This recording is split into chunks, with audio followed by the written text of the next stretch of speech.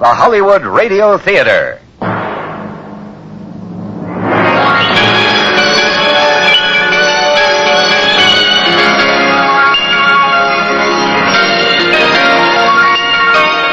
Every day at this time, Monday through Friday, a J.M. Colas Enterprises production, the Hollywood Radio Theater, presents an unusual tale of mystery and suspense. Every week, Monday through Friday, the Hollywood Radio Theater presents... I'm Rod Serling. You're listening to the Zero Hour. Rest your eyes. Exercise your imagination. This week, Merwin Gerard's study of a man pursued. Dead Man's Tale. Starring George Maharis. Craig Stevens. And Charles McGraw.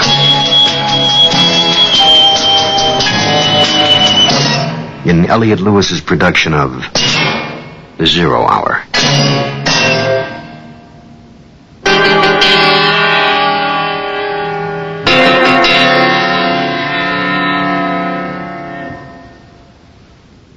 Guilt is not something that can always be determined in a court of law. One must first consider the source. Carl Brooks is a man well acquainted with guilt. It drove him first from his home, then drew him back and into a situation for which he was totally unprepared. His best friend had been convicted and executed for murder. Only Carl's testimony could have saved him. So the guilt is now a matter of omission, a matter of moral negligence. And for Carl Brooks, the guilt is more imposing than ever. The man he left behind, in turn, left a widow and child. Someone is sending them money. Carl Brooks would like to find out who and why. Dead Man's Tale continues after this word.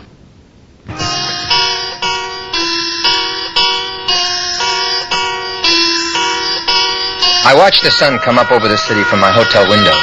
The first light of day peeked over the eastern horizon at 5 o'clock, then fanned out over the stockyards, the industrial section, and crept into downtown. By 5:30, sunlight glistened off the facings of glass skyscrapers. The street lamps shut off. The morning edition hit the newsstands. City buses rolled down the avenues, from dark to dawn to day. Hadn't shut my eyes or my mind all night. If I was to accomplish anything this day, I would first have to freshen up. A weary face with dark circles under the eyes peered out at me from the medicine chest mirror. Oh, come on. Can't believe it.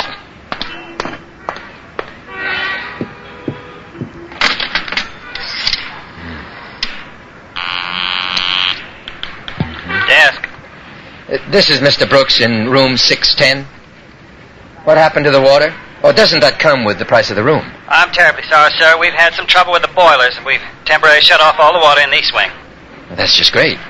How do you propose your paying guests wash? We hope to have the service restored sometime this afternoon, sir. What about the west wing?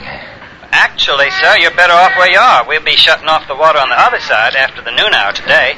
We're sorry for the inconvenience. We have a repair crew working full time. Yeah, well, I'd like another room. As you wish, sir. West wing? Yes, west wing. I can give you a fifth floor suite. It's $5 a day more than you're paying now. Well, I'll take it. Very well, sir. It's room 519. Yes, oh, wait a minute. Your rooms are separated by odd and even numbers, right? Yes, sir. Well, I'd like room 515. Oh, I'm sorry, sir. We have no room 515. No 515. No, sir. We converted that room to storage space 4 years ago. I see. 519 will be fine, then. Very good, sir. I'll transfer your bill starting today. Clerk, yes, were there any calls for me after midnight? One moment. No messages at all, sir. Uh-huh. Thank you.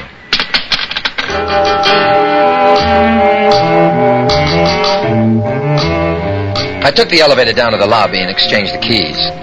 So 515 was only used for storage now. That had been for 4 years. Very strange coincidence. A man is killed in the room, another man is condemned for murder and rushed off to meet his maker, and suddenly the scene of the crime no longer exists.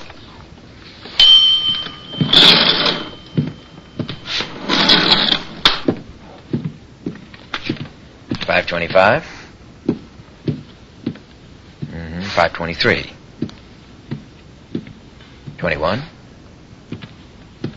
Here it is, 519.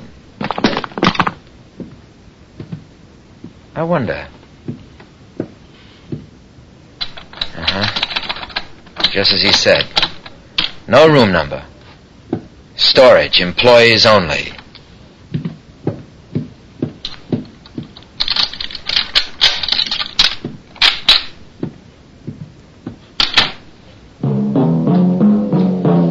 I showered, shaved, and had a light breakfast in the coffee shop before leaving the hotel. I needed mobility for the errands I had to run, so I rented a late model sedan from an auto agency. I phoned the Chronicle and tried to reach Hugo again. But he was out on still another story. Either that, or his secretary was told to say he was. Ellen Wilson's financial status was foremost in my mind. Nameless donations and free medical care. Dr. Frank Irwin might be able to shed some light on the subject, I thought. I drove to County General Hospital to find him. Dr. Irwin was in County General, all right, as a patient. The previous night, he had run his car into a telephone pole and had suffered minor injuries. Fortunately, I arrived during visiting hours, and the nurse told me that Dr. Irwin had been lightly sedated, but I could see him for a short time. Edna, I'm sorry. I should have been more careful. Dr. Irwin? Oh, I thought you were Edna. She's been away visiting her sister. My name is Carl Brooks. I see. I thought you were... Edna's my wife. She's been after me to get some rest, day off once in a while. Are you from the police? No, sir. See, I had a little accident with the car last night. Oh. Fell asleep at the wheel. Unspeakable for a doctor. Yeah, how are you feeling better? I can't feel a thing. Wonder drugs, we call them. You look familiar. You one of my patients from long ago? No, sir, I'm Carl Brooks from long ago. Oh, why, of course. I heard you were back. Hasn't everyone? I'm so glad you're here. Well, that's a switch. I'm afraid I don't understand. You are the man who's helping Ellen Wilson, aren't you? Well, I'm a friend of her. I know all about you, Mr. Brooks. Oh? I want to do all I can to help you. Say, would you mind bringing me that pitcher of water right there? Oh. Can't seem to work up a spit.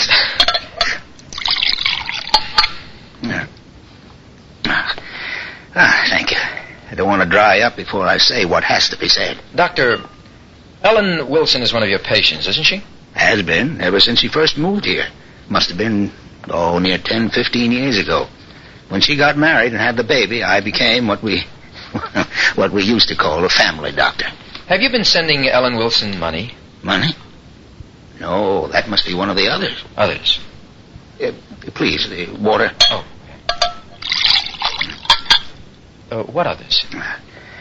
Well, I don't know who they are. I think the man who runs the big gambling club in town is one of them. Joe Farris. Yeah, that's who I mean, Joe Farris. He's a horrible man. Doctor, I don't want to sound like a lawyer. I mean, I've given that up, but if you don't know who the others are, would you know why anyone is sending Ellen Wilson money? I'm a doctor, Mr. Brooks. It's my sworn duty, my sacred obligation to save lives. I committed a breach of honor 4 years ago in a court of law. Because I was afraid of the disgrace, I did nothing to prevent the execution of an innocent man. Barry Wilson. That's right. Could you have saved him? Well, perhaps.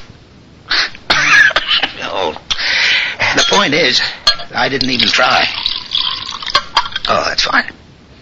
Well, what could you have done? Or said? Well, I don't know why I ever got involved. Edna begged me not to. She's always right about that sort of thing. Very sound thinker, my wife. Doctor, what was this involvement? Oh, ambition, pride, vanity. I wanted to be Commissioner of Health. And I consoled myself that everybody did it. Did what? Paid for political favors. There was this Farris and myself, and 2 others. I have no idea who they are. But we each contributed a large sum of cash to a special fund for the re-election of Lloyd Mercer.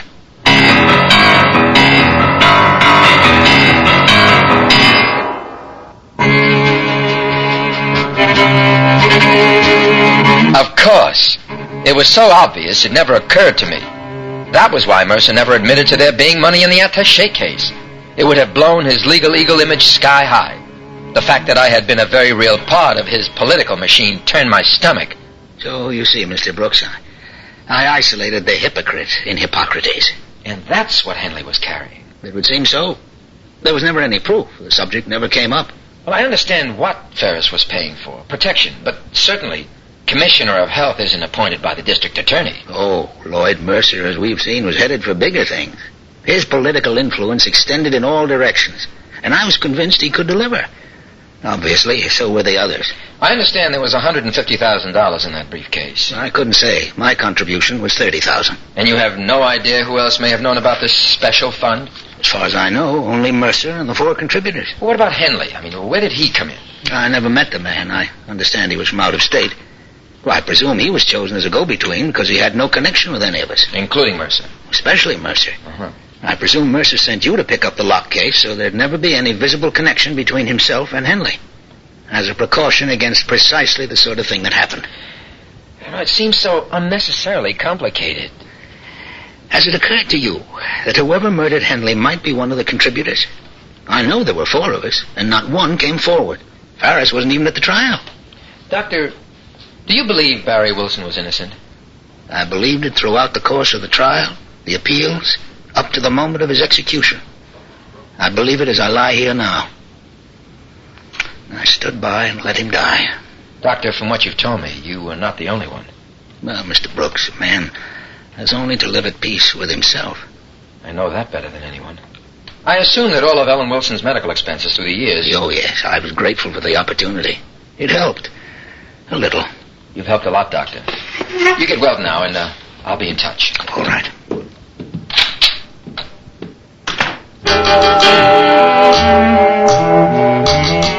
I left the hospital and headed for the National City Bank, Ellen Wilson's branch. It didn't take me long to notice I was being followed. A big maroon late model touring car was smoking along behind me, obviously tracking. Too obvious to be anything but a message from Joe Ferris. Looking in my rear view window, I could see 2 men in the car with the brims of their hats pulled low over their foreheads. It would have been funny if it weren't so frightening. And I was sure that was the purpose. To scare me into running. I had done it once before. Why not again? But Dr. Irwin had answered that for me. A man has only to live at peace with himself. And I was determined to achieve that end.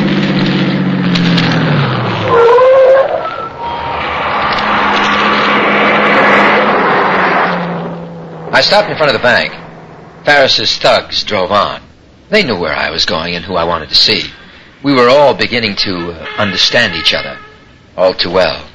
I began to feel the need for some protection of a different kind. Dead men tell no tales. It was time to leak some information to the press.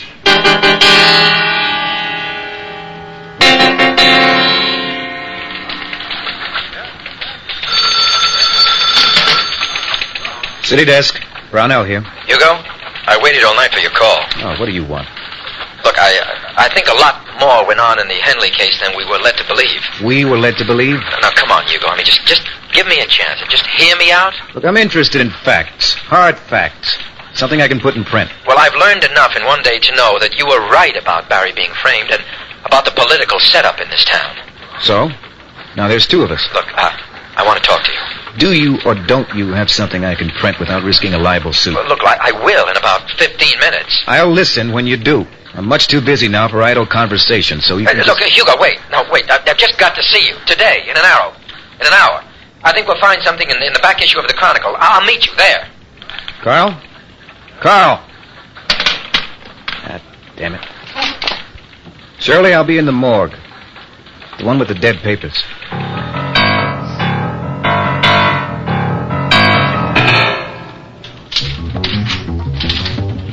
May I be of service, sir? Yes. I'd like to speak to the branch manager. Well? Go ahead. I'm waiting. Oh. I'm Joanne Price, branch manager. What can I do for you? Well, I'm sorry. I didn't... You didn't think a woman could ever achieve a position of responsibility, especially in such a stuffy field as money management. Believe me, I felt the same way. It's been a struggle. A depositor of yours, Mrs. Ellen Wilson, has been receiving cashier's checks drawn on this bank in the amount of $100 each month for the past 4 years. I'd like to know who's been sending them. Won't she tell you? She doesn't know either. Does she object? Mrs. Can't you just tell me who's sending those checks? No, I'd like to. You have such an honest face. But I'm afraid even if I had that information, it would be confidential. Besides, I'm really only the hired help. I wouldn't have the authority to give it to you. Well, who would? The bank president, Mr. Lacey. Well, may I talk to him? I don't think it'll do you any good. Why not? Mr. Lacey's a Scrooge, the tightest man on earth, with money and with words. Look, could you ask him if he'd see me, please? Don't hold your breath.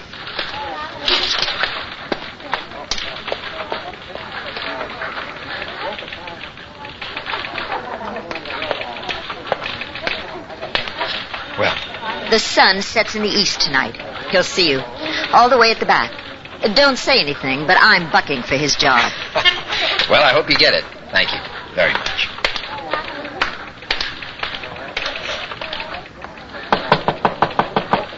Come in and close the door behind you. Mr. Lacey? I only let you in here to tell you face to face that what you're asking for is privileged information, and I demand to know what your authority is in seeking it and for what purpose. I have reason to believe the person signing those cashier checks may have committed murder.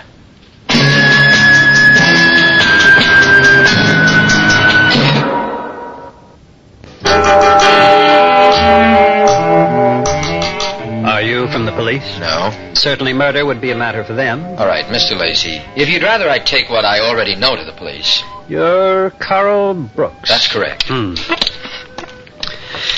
Mr. Brooks, I'm not a rich man, despite what you may think. You knew Barry Wilson was innocent, didn't you? I don't know that. Is there reasonable doubt? Maybe. I've done nothing illegal. Well, somebody has. Someone killed Robert Henley for $150,000, some of which, I think, was yours, Mr. Lacey. You can't believe I'd kill a man for money. Well, you said yourself you're not a rich man. Now, just a damn minute. Look, I'm only going to ask you one more time, Mr. Lacey, because if you don't tell me, I'll find out somewhere else. It may save us both a lot of unnecessary trouble, and it might even make you feel better. Now, do you know who is sending $100 cashier checks once a month to Ellen Wilson? No, I don't.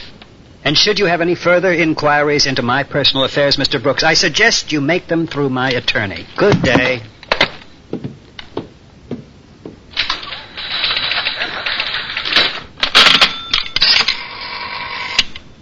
Get me Judge Mercer's chambers, immediately.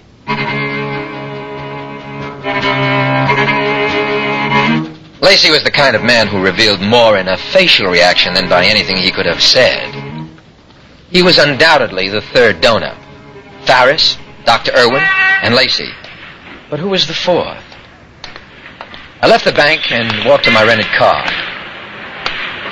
The tires were flat. All of them. Slashed. I looked up and down the street. There was no sign of the big maroon car, but the meaning was clear. So I had to get to the Chronicle building right away. I had to get to Hugo Brownell.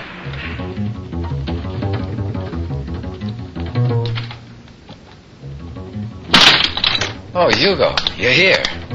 Don't ask me why. I guess I'm just a sucker for nostalgia. Well, I wasn't sure if I'd make it. Word is out on me. What do you mean? Farris had his boys cut up my tires on the car. I hitchhiked over here. Never thought you'd come. Look, Carl, you're raving. Come on, you got me down here for a reason. Let's have it. Hugo, what do you know about a special campaign contribution fund to get Lloyd Mercer elected to a second term as DA? Maybe I should ask what you know. Well, there was one. $150,000. And that's what Henley was carrying the night he was murdered.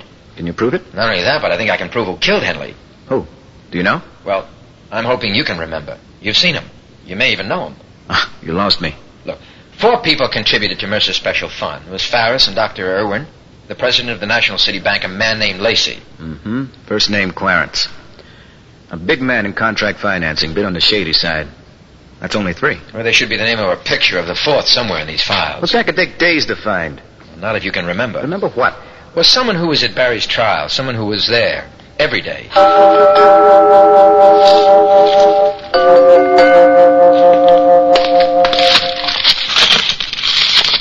Carl, this is hopeless. Even if we find who you're looking for, we'd have to push to reopen the case. And you know whose court this is. We'd have a hell of a time trying to get anybody to confess to being... Hold on. I found something. What do you got? No. Do you have a magnifying glass or something like that? Yeah, there's one here somewhere. Here. Good. Okay, now, look. Who is this man? The one with his head down here in this picture and looking around in this one. That's right. He was there just about every day. The paving contractor. Used to do all the work for the city. Yeah, well, what's his name? Owen Morse. That's our man. Mm-hmm. Tomorrow at this time, rest your eyes and listen here to this week's continuing study in suspense, Dead Man's Tale.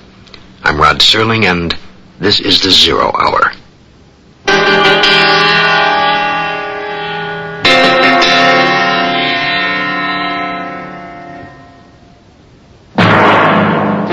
You've been listening to the Hollywood Radio Theater's presentation of The Zero Hour, heard every weekday at this time. Rod Serling is your host.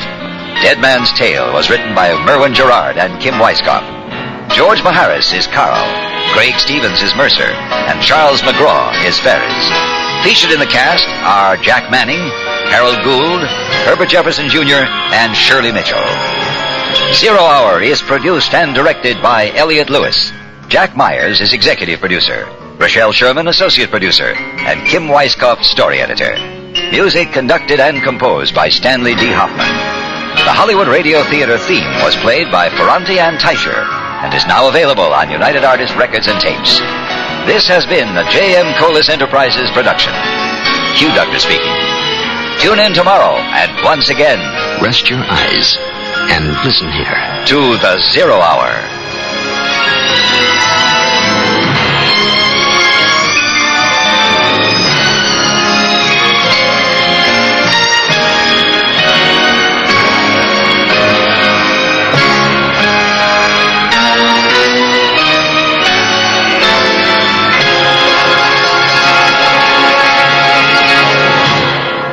The Hollywood Radio Theater.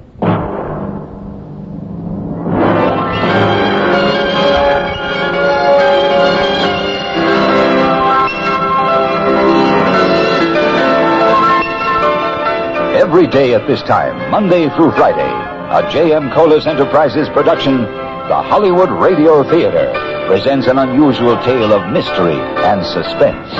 Every week, Monday through Friday, the Hollywood Radio Theater presents... I'm Rod Serling.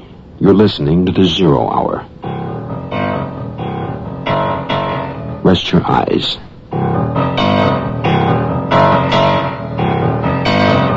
Exercise your imagination. This week, Merwin Gerard's study of a man pursued. Dead Man's Tale.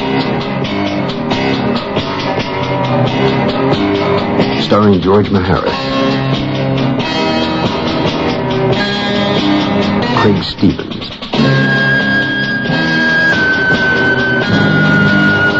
and Charles McGraw.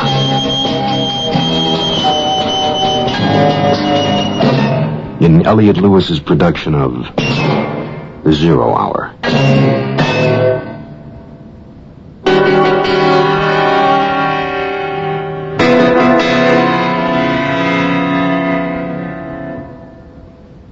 What was it that brought Carl Brooks back to his hometown? The gnawing guilt of having run from trouble? The love for a girl that he had but couldn't give with shadows on his conscience? Was it fate? In any case, he got more than he bargained for. His colleague and closest friend was dead, executed for a murder he could not have committed. To assuage his guilt, Carl Brooks took it upon himself to clear the name of the man he had failed to save. And in doing so, has begun to uncover a most complicated series of events, leading back to what really happened on the night 4 years before. The night Carl Brooks found an empty briefcase and a very quiet, dead man. Dead Man's Tale will continue in a moment. If Owen Morse was difficult to identify, locating him was next to impossible. His company was no longer in business, and his family had moved out of town. Hugo, a friend indeed, lent me his car and promised to have some repairs made on my rented one. It was dusk by the time I found Owen Morse's new home address. It was way out on Briar Street, next to the edge of town. A run-down old house converted into a triplex. He lived on the ground floor. For a man I suspected had once contributed many thousands of dollars for some kind of political sway, Owen Morris was living somewhat less than modestly.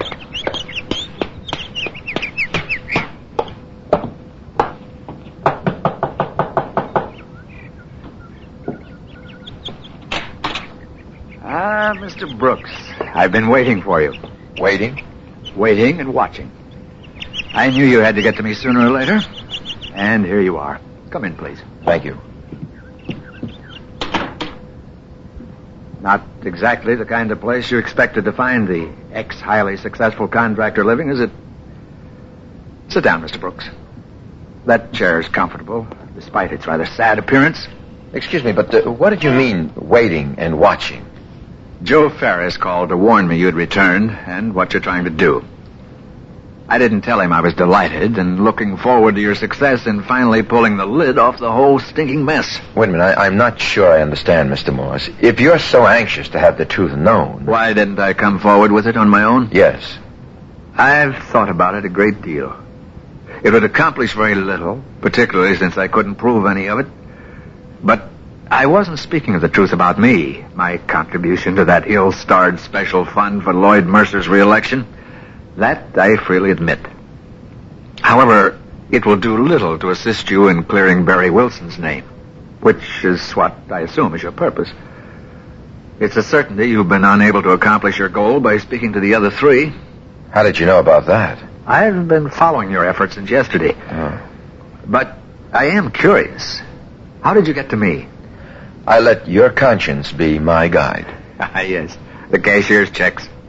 A shamefully insignificant contribution. Yes, the checks and the fact that you were at Barry's trial every day. I won't ask you why you didn't come forward then. I mean, that's obvious. Painfully so. You see, Mr. Morris, Barry Wilson had one eyewitness to vouch for his innocence. That man was in California and couldn't be found. That would be you. That is correct. Painfully so. However, 5 men knew or had a pretty good idea what was in the briefcase Robert Henley had handcuffed to his wrist that night in the Delta Hotel. Barry Wilson was not one of them, nor was I. Yes, I see the point. But if I killed Robert Henley, Mr. Brooks, the solution would be easy. I could simply come forward, admit it, and clear up everything, including my conscience. Are you saying you didn't? I didn't kill Robert Henley. I killed Barry Wilson. So I am a murderer. Would you be willing to tell your story to the newspapers? To the police? Oh, gladly. At the proper time. But that would be a serious tactical blunder right now. Get the wind up with Mercer and Ferris, and they'll go after you in any way they thought would discredit you. Or silence you permanently. And it'd be no help to Ellen Wilson. And that's all I give a damn about anymore. I have to admit, you've disarmed me. I anticipated some resistance, denials. That's what you would have gotten 4 years ago. What's changed? You've heard of the wages of sin. What you see before you is the end result of the erosion of conscience. I stood by like the others in silence while Barry Wilson was rushed to the gallows. But I've paid my dues, as they say. And as you can see. Well, you must have been a rich man. What happened? No, never really rich. Well off, I guess. I wanted to be a business tycoon on the stock exchange and all that. I might have made it, only I went about it the wrong way. What happened was the bottle. It helped me forget, one day at a time. I found I'd been an incipient alcoholic all my life. A year of steady drinking, lost weekends, and then lost weeks and months can quickly destroy even a sound business. The downhill slide is swift and accelerating. First my business and then my family. But the guilt doesn't go away. On the contrary, it grows. It grows until the reason for it is rectified. Mr. Morris, who killed Robert Henley? I have no idea. I have nothing. My whole life is an utter waste of time. Then why go on? You know, you sound like you could drink yourself to death if you tried. Mr. Brooks, you see before you a gutless, impotent man. I've been on the wagon for 2 years now, so I could hold down a job to make just enough to stay alive and send a few dollars to the woman I made a widow. Mr. Morris, there seems to be more than enough guilt to go around for all of us. Speaking for myself, I'm willing to risk all to clear the slate, but I'm going to need your help. You can count on me, Mr. Brooks. You can count on me.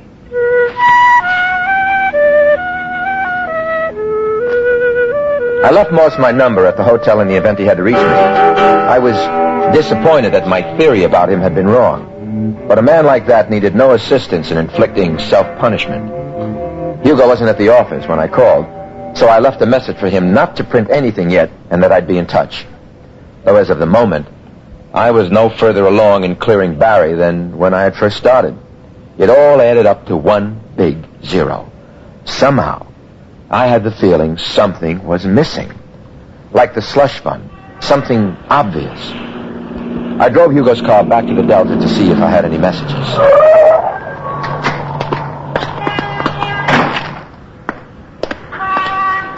It was a misty night, but not cool. I looked up into the sky, and the moon was barely a sliver. The stars, invisible. I tried to locate my room from the street below by counting it from the corner. I counted again. No mistake. That was my room with the lights on and the curtains popped out the open window. I ran to the lobby. The desk clerk was nowhere in sight. I got out on the 4th floor and took the stairs up one flight.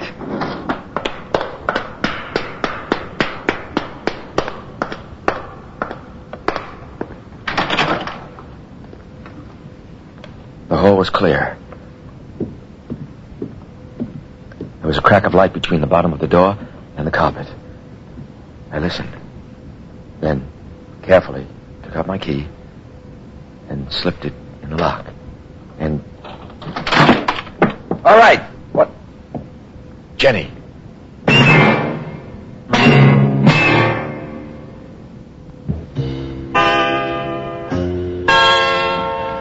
It was a toss-up as to who scared who more. Seeing Jenny there in my room was both a relief and an obstacle. I hadn't realized how much I had missed her, and yet she could only make matters more difficult by being so close. But I hid my ambivalence as best I could, and we spent the night together. In the morning, we had room service and a breakfast. It was then that I explained the situation. So that's about how it stands at this point, Jen. Come home, Carl, please. You've done what you came for. You're a free man. If it was only so simple. Jenny, you have no idea what effect this has had on the lives of so many people. All right, but what about us, our lives? Suppose you do find out who killed that man. Then what? Well, that's most of what I have to do. There's more? Carl, you're driving yourself... Barry's dead, but his family lives on. You mean his wife and child, don't you? Ellen, isn't that her name? Just some kind of benefits. I mean, a fund for Katie. Something. Carl, are you telling me everything? I don't know everything. I mean about Ellen. What does she want from you? Well, I suppose at this point she probably wants me to die or disappear. She's bitter, Jenny, and I don't blame her. She and I were close once. We were just kids. I was best man at her wedding. Oh, Carl, it hurts me to see you like this. I came here to comfort you, to be with you. I know you didn't want me here, but I had to see you. Look, I'll go back to Coulter today if it's really what you want. If I had a choice, Jenny, if I was really free... Oh, please, don't say anything. I'll call the airport. I'll get it. No, don't. Hello? Oh, yes, he's here. Hello. Hello, Judge. I'm just fine. How are you these days? Oh, you'd like to reconvene our discussion from the other night? Or just say when? In your chambers? Very good, Judge. I'll be there. Carl, what's wrong? Why didn't you want me to answer the phone? Are you in trouble? Look, I have to meet with Judge Mercer about some dirty laundry. I'll be back this afternoon. We'll grab a bite, and then I'll drive you to the airport. All right? Don't worry, Jenny. Remember, I love you. See you later. Carl, please be careful.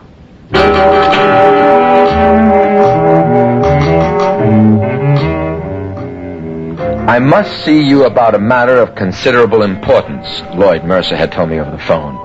The wheels were turning, and I was botching up the mechanism. There wasn't much doubt as to what Mercer wanted to talk about.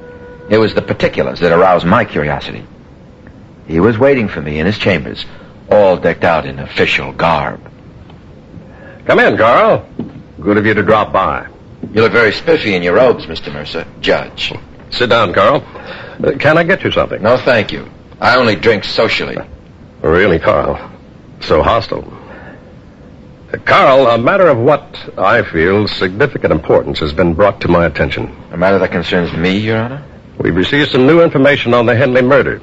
It points rather definitely toward your culpability. Oh, really? Apparently there was an eyewitness. Someone saw me kill Henley? Not actually performing the act. Let me guess. This eyewitness was Joseph Farris. Splendid conjecture. He was out of town during the trial, and since I was the district attorney, he told me what he knew. Still, I couldn't believe that you'd killed Henley, and I told him so. Your faith in me is nothing short of overwhelming, but what suddenly changed your mind? Carl, you were a fugitive. A cogent fact relating to your guilt if, of course, the case is reopened. If? Well, it's impossible to prosecute a man who can't be found. You know that as well as the next fugitive. What if I stay? Well, you could try to save yourself. Discrediting you would be ridiculously easy, and very likely prove to be a political bonanza for me. Anyone knows a man accused of murder is liable to say anything to save your skin. And the voters have a ready sympathy for public servants unjustly attacked. Same old song, just different lyrics. I'd love to vocalize, Your Honor, but... I thought you were smarter than that, Carl. I'm a much older hand at this sort of thing than you. A point well taken. I have a full calendar today, so I'm afraid you must be going. In parting, let me say, if you're still in the jurisdiction of this state tomorrow morning, be prepared to remain here, behind bars, for the rest of your life.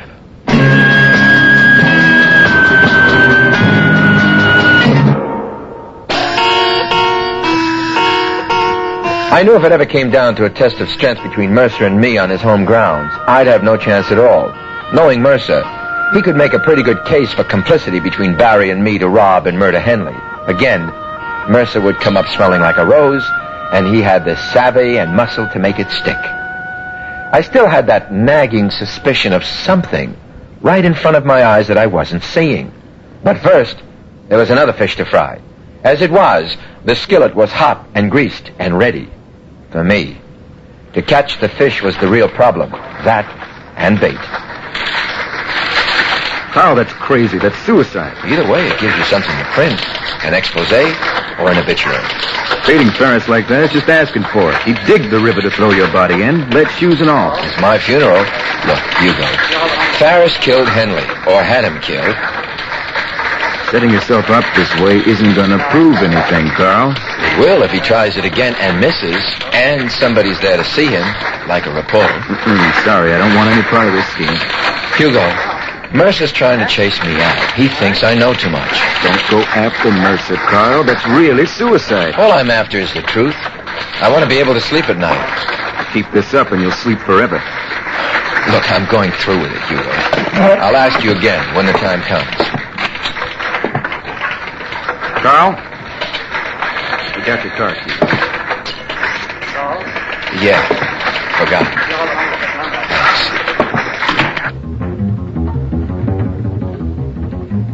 Unlike most night spots, the Ferris wheel looked plush even by day. Joe Ferris was finishing a late lunch on his private patio upstairs when I arrived. How about a spot of coffee, Brooks? No, thanks. I can't believe you dropped in just to say goodbye. Who's leaving? Yeah, I figured you'd be dumb enough to stick around. Mercer says you'd testify against me in court, but I have my doubts. The sword cuts two ways, and you know it. You gotta be the cutest guy in town, Brooks. If you saw me in Henley's room, I saw you. The next obvious question would have to be, what were you doing there?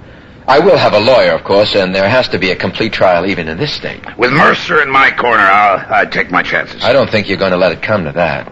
I've got everything just about together now. All the details of who contributed to that fund for Mercer and what each of you were buying. You're bluffing. Am I? How do the names Clarence Lacey, Owen Morse, and Frank Irwin grab you? You have been busy. But all they can supply is talk, no proof. Enough talk to blow your sweet setup in this town sky high. And when I complete the angle I'm working on, I'll have enough evidence to pin Henley's murder on you and make it stick. You're cute, all right, Brooks, but not very bright. Maybe not. But I suggest you talk to the judge and tell him your eyesight isn't what it used to be. I'd think about it if I were you, Ferris, or... Or what, punk? I'll see you in court. Now the hook was baited. I just had to hope that the fish wouldn't strike before I was ready. I drove back to the hotel to get Jenny. I had to put her on a plane before the fireworks started. I parked the car and walked along the same sidewalk as the night before. As I looked up towards my window again, I practically fell over a group of workmen sitting along the side of the building. You better watch where you're going, buddy. You might hurt yourself. Sorry. I'm sorry. At the desk, I stopped to see if I had any messages. There were two. One that Dr. Irwin phoned and left his number for me to call back. And the other was a note from Jenny. Dear Carl, I didn't want to make things harder for you than they already are, so I'm saying goodbye to you this way. I've taken a taxi to the airport and will be in Colter sometime tonight. Don't worry about anything, darling. I understand what you have to do here. I'll be waiting for you when you come home. Love, Jenny.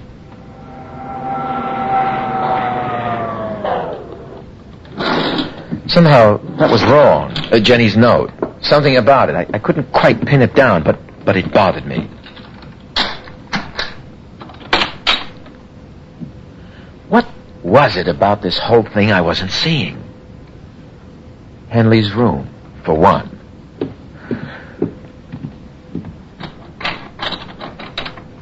Where did I go after I slugged Ferris? Let me see. I ran out the door. This way. The stairs.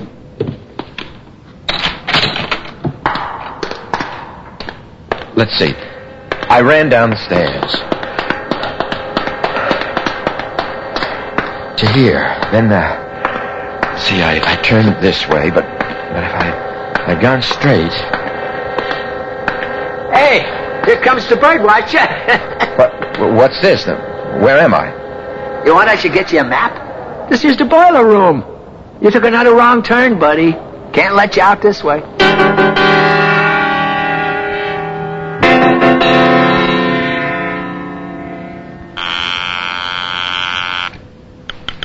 Metropolitan Airport. I'd like to page Miss Jenny Duncan, please. Paging Jenny Duncan. Miss, when's the next flight to San Francisco? 9:15, sir. Tonight? 9:15 tomorrow morning. Well, when did the last flight leave? 9:15. There's only that one flight daily, sir. They've got Jenny.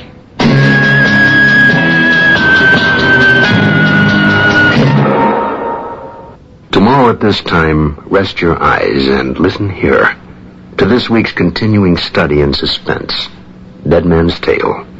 I'm Rod Serling, and this is the Zero Hour.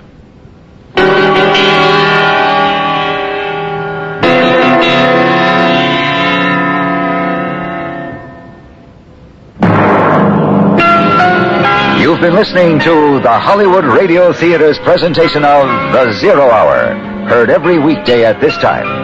Rod Serling is your host. Dead Man's Tale was written by Merwin Gerard and Kim Weisskopf. George Maharis is Carl, Craig Stevens is Mercer, and Charles McGraw is Ferris. Featured in the cast are Olin Soleil, Ann Marshall, and Herbert Jefferson Jr. Zero Hour is produced and directed by Elliot Lewis. Jack Myers is executive producer, Rochelle Sherman associate producer, and Kim Weisskopf story editor. Music conducted and composed by Stanley D. Hoffman. The Hollywood Radio Theater theme was Records and Tapes. This has been a J.M. Colas Enterprises production. Hugh Douglas speaking.